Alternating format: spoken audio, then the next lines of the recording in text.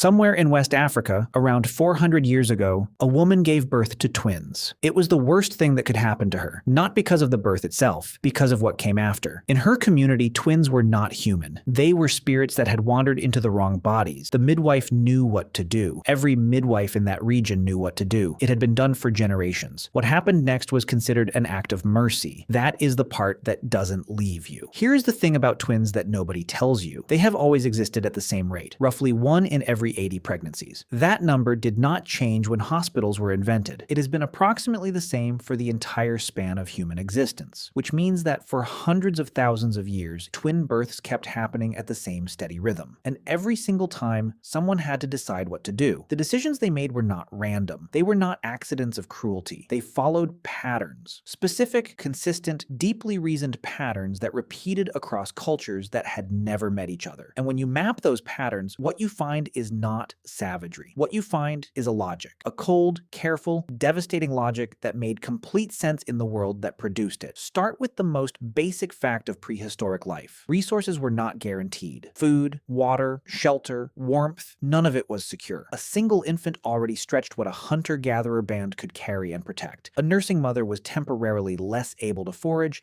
to move quickly, because the payoff was clear. One new member who would eventually hunt, gather, carry. The math worked. 2 infants broke the math. A mother cannot nurse 2 children simultaneously with the same reliability, not while also walking the distances a nomadic group required. Twins in a mobile hunter-gatherer context did not just double the burden. The choice in that framing was not between 1 child and 2, it was between 1 child and possibly none. Anthropologist Sarah Blaffer Hrdy, in her 1999 study, documented this calculation across dozens of foraging societies. The pattern she found was not random infanticide. It was selective. Specific conditions triggered it. Twins were at the top of that list. But the resource explanation only goes so far, because twin infanticide did not disappear when resources became more stable. It persisted in agricultural societies, in settled communities with surplus food and permanent shelter, in cultures that had no practical reason to fear 2 mouths. It survived in places where the original economic logic had long since dissolved, which means something else was operating.